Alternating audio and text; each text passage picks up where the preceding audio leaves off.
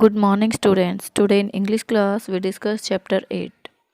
In last video we have already discussed half chapter and in this video we discuss the rest part of this chapter. Let us start the video. Only once did I see an elephant. I saw a big tusker and his cow. केवल एक बार जब मैंने किसी हाथी को देखा था तो मैंने एक बड़े से हाथी को और उसकी हथनी को and their one baby moving slowly forward in line और एक छोटे से बेबी को जो कि धीरे धीरे आगे की तरफ लाइन में चल रहा था. Astern about 50 yards from the road on the edge of the forest. Astern means behind, जो कि जंगल के किनारे से रोड से 50 yards की दूरी पर पीछे की तरफ था. I stopped the car to watch them. तो मैंने अपनी गाड़ी को रोका उन्हें देखने के लिए. But I did not get out. लेकिन मैं बाहर नहीं निकला. The elephants never saw me and I was able to stay gazing at them for a quite a while. तो एलिफेंट मुझे कभी भी देख नहीं सकते थे और मैं उन्हें देखने में सक्षम था कुछ देर के लिए. A great sense of peace and serenity seem to surround these massive slow moving gentle beats.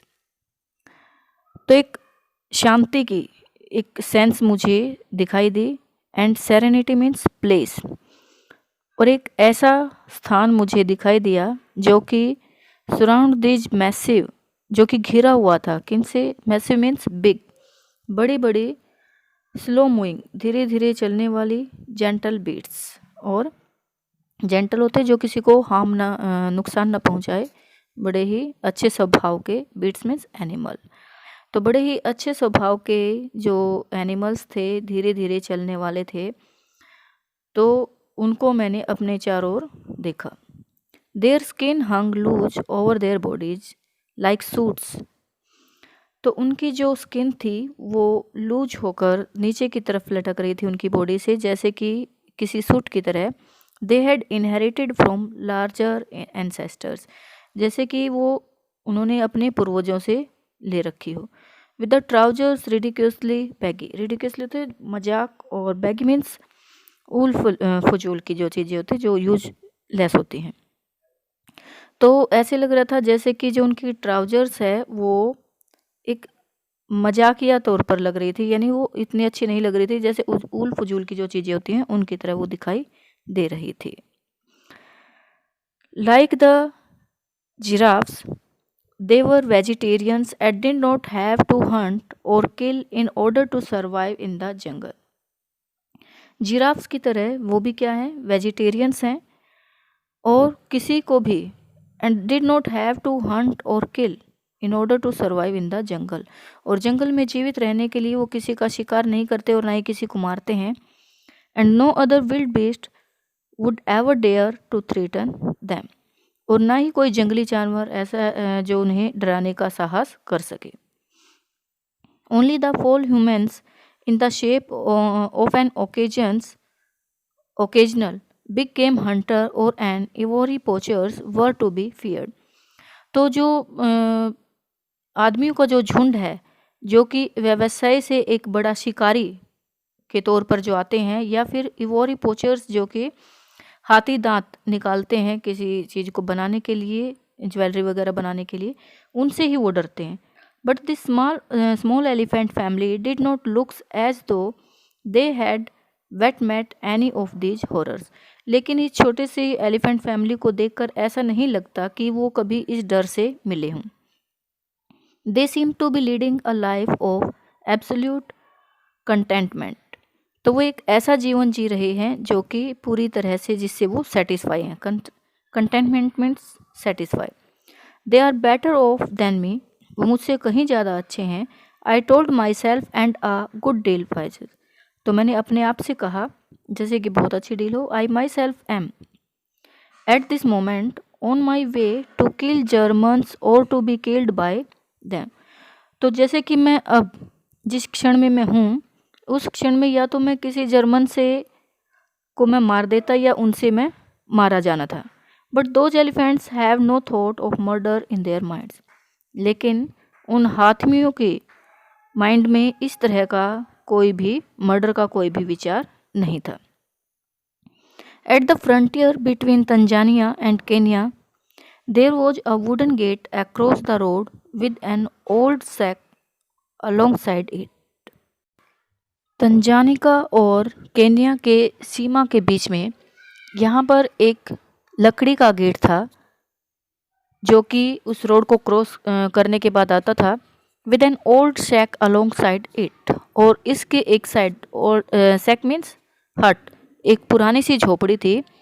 And in command of this great outpost of customs and immigration was an ancient, और यहाँ पर एक ऐसे आउटपोस्ट थी जो कि पुराने रीति रिवाजों का अनुसरण कर रही थी।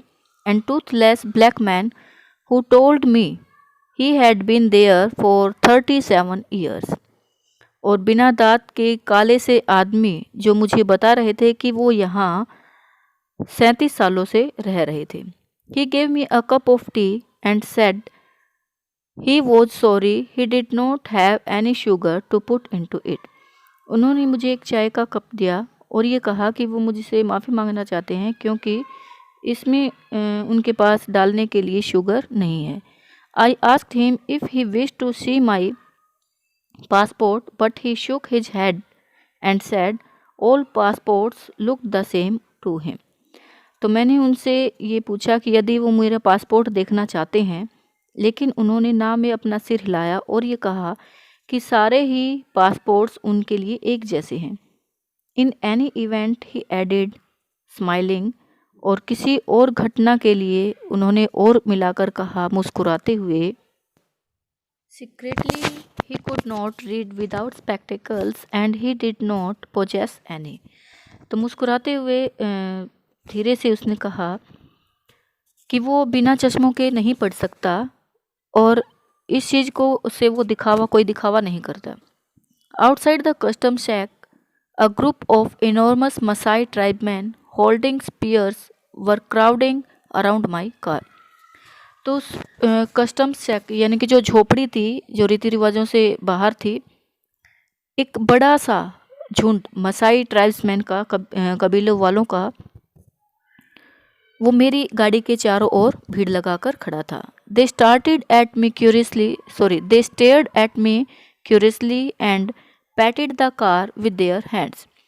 तो वो मुझे बड़े अजीब ढंग से मुझे घूर रहे थे और मेरी कार को वो थपथपा रहे थे अपने हाथों से। But we were unable to understand each others language, लेकिन हम एक दूसरे की लैंग्वेज को समझने में योग्य नहीं थे, सक्षम नहीं थे। A little later on I was bubbling along on a particularly narrow bit of road through some very thick jungle when all of a sudden the sun went down and in 10 minutes darkness descended over the jungle land. थोड़ी देर के बाद मैं एक जंगल से जो कि thick जंगल था वहाँ से एक नैरो से तंग से रास्ते से जब मैं गुजर रहा था, अपनी गाड़ी को लेके जा रहा था, अचानक से द सन वेंट डाउन, जो सूरज था वो नीचे की तरफ चला गया। एंड इन 10 minutes, और 10 मिनट्स में ही जंगल के चारों तरफ अंधेरा छा गया। My head lamps were very dim, और जो उसकी हेड लैम्प्स थी वो भी बहुत ज़्यादा डिम थी। It would have been foolish to push on through the night, और इस तरह से पूरी रात चलना एक मूर्खता पूर्ण काम था। So I park just off the road in a scrubby patch of thorn trees to wait for the don.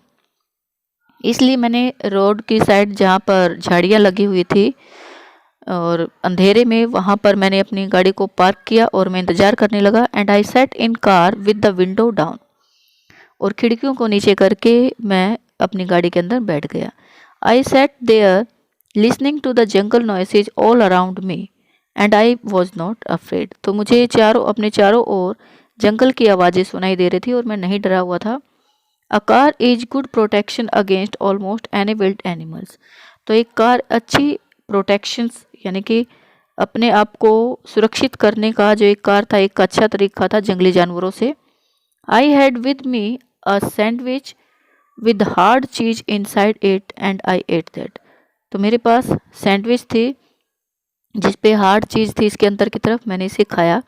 Then I wound up the 2 windows leaving just a half inch gap at the top of each and got into the back seat and curled up and went to sleep। तो मैंने फिर क्या किया, दोनों खिड़कियों को बंद किया। कुछ हाफ इंच के जो टॉप का था वहाँ से हाफ इंच का मैंने गैप रखा और मैं पीछे वाली सीट पर जाकर मैं सो गया। I reached Nairobi at about 3 o'clock the next afternoon. तो अगली दोपहर को मैं 3 बजे नैरोबी पहुंच चुका था। And drove straight to the aerodrome where the small RAF headquarters were situated. और मैं सीधे एरोड्रोम का गया जहाँ पर एरोड्रोम्स, जहाँ पर एरोप्लेन्स वगैरह रखे जाते हैं, जहाँ पर RAF हेड क्वार्टर था। There I was given a medical examinations by an affable English doctors who remarked that 6 feet 6 inches was not the ideal height for a flyer of aeroplane। तो वहाँ पर मेरा निरीक्षण किया गया। एफेबल मीन्स फ्रेंडली, जो कि मित्रतापूर्ण था वो जो इंग्लिश डॉक्टर था, और जिन्होंने ये कहा था कि 6 फीट 6 इंच की जो हाइट होती है वो एक एरोप्लेन उड़ाने वाले के लिए ठीक नहीं होती, आइडियल नहीं होती उसके लिए। Does that mean you can't pass me for flying duties? I asked him fearfully। तो मैंने डरते हुए उससे पूछा, तो इसका मतलब ये है कि मैं अपने फ्लाइंग ड्यूटीज़ में पास नहीं हो सकता।